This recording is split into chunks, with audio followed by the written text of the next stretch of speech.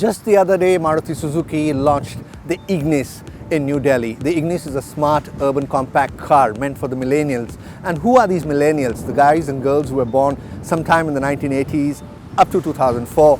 So they've attained their adulthood, some in the 30s, some are yet to get their licenses. But what binds them together is the fact that these guys and girls love technical stuff. They love gadgets. They were born into an era where there's no black and white television, color TVs, iPads, iPhone, mobile phones, smartphones, all kinds of gizmos. And this car promises to be very closely related to these millennials who would love its design, its compact size, and more important, its features.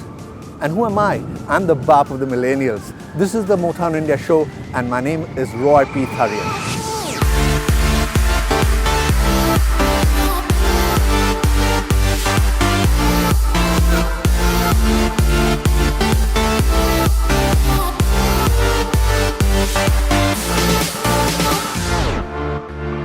I'm on the sandy beaches of Chennai, and behind me is a beautiful sea, the beaches here, and what these millennials love definitely are beautiful beaches, and this talks about romance, and romance talks about beautiful cars.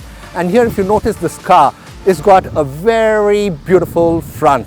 Beautiful in the sense, if you see, these are projector headlamps, and we have a DRL here and this LED, which is like a white kajal under your eye. Isn't that beautiful? It's a new design element from Maruti Suzuki. The front meshed grille with a little bit of chrome all around, and a very compact front makes it very exciting looking, very young, very millennial. As we move along to the rear of the vehicle, you notice that this vehicle sits on wonderful black alloy wheels, which is quite sporty and quite stunning to look at. And the design flow is awesome, and these wheel arches, they're quite prominent, and the design gives it a mix of a sedan and a boxy car, which is perfect in a lot of ways. These three little strips out here is like those strips the Commandos have. It looks good. And there's an integrated bumper here with a whole lot of plastic at the back, so it's not jutting out, it's integrated into the car, literally.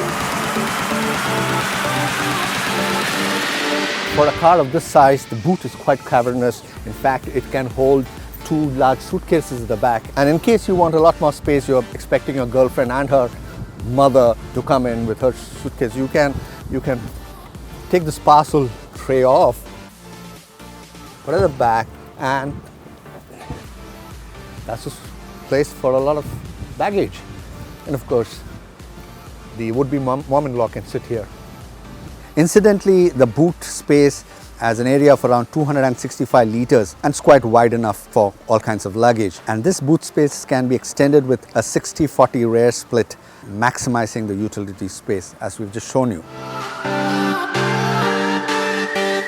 The Ignis comes with two engine options. One's a petrol one, it's a VVT engine, 1.2 liter, which delivers around 81.8 horsepower at around 6,000 RPM. And the peak torque is around 113 Newton meters at 4,200 RPM. The engine is tuned to offer better low-end torque, which of course enables better drivability in different road conditions. As much as this car is gadget friendly, it is road friendly too, in the sense it just zips on any empty road. I mean, it's got the capacity to really move on as we progress in the gears. Right now we are on the outskirts of Chennai on a highway, and it's with great ease that it touches speeds of 80 and 90. Legal limits here are not more than 90, so I am not pushing this vehicle much, but it's really asking you or imploring you to rev, and you can feel the transmission is so agile and so smooth, and shifting gears is such a treat. The diesel Ignis is of course a 1.3 litre DDIS 190 engine, which delivers a power of around 74 horsepower at around 4,000 RPM, with a torque which peaks at around 190 Newton meters at 2,000 RPM. And of course the engine comes with a lot of acoustic insulation and absorption material, which definitely helps in bringing down the NVH levels when you drive around. Now I'm driving the diesel AMT And when it comes to driving, I've been driving on the highways for quite some time, and in the thick of traffic, the unfortunate thing is that the AMT is not as smooth as the manual one. The manual gears move more seamlessly, while the AMT, of course, pauses as it moves on to the higher gear. It's as if it's taking a deep breath. So it's not that kind of smooth. The moment you press the accelerator, it's unfortunate that it pauses a bit. So it's not a smooth transition as we drive. But nevertheless, it's a torquey engine, and there's not much to complain. Given a choice between the manual transmission Petrol I drove and the AMT diesel which I'm driving, I would definitely go for the manual one. The suspension is to a great extent quite supple, and it delivers a kind of stable and comfortable ride.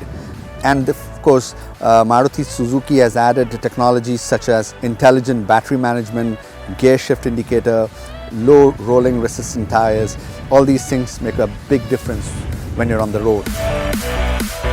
What makes this car very millennial is the fact that it's got a very smart dash out here, and if you notice this touch screen and these buttons here, we'll talk more about that as we go along. It's very appealing. So on the aesthetics front, it scores big time, especially for the youngsters. And solid steering wheel. It can be adjusted for your height, and that's it. So for little ones, guys who are just growing up, can really benefit from this. The seats are rather comfortable in the front. It gets a bit of thigh support, and of course you can slide it up and down manually.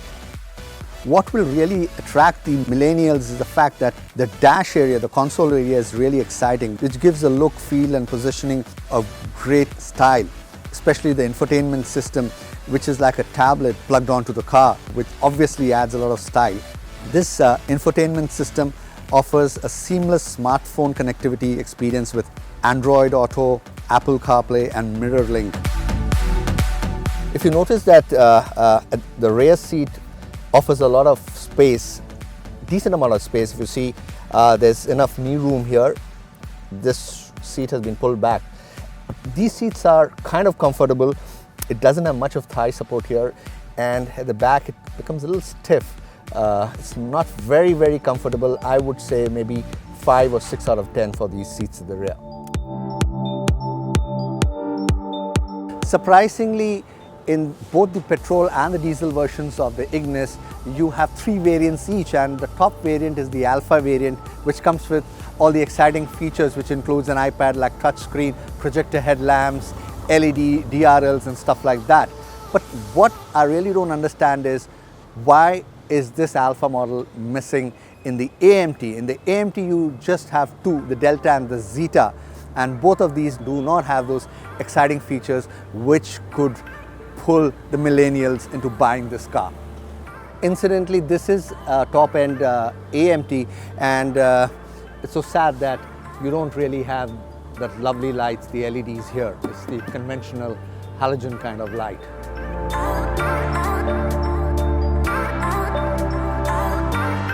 We've just finished driving the top-end version of the Ignis, the petrol one with a manual transmission, and also a diesel with an AMT, and we realized that these cars are a Maruti Suzuki treat for the millennials. Now it is for them and their babs to go and check these cars out. In the meantime, if you like this video, please do not forget to like and share. And most important, if you're not subscribed to the Motown India channel, do so. We love you as much as you love us. Take care and safe driving.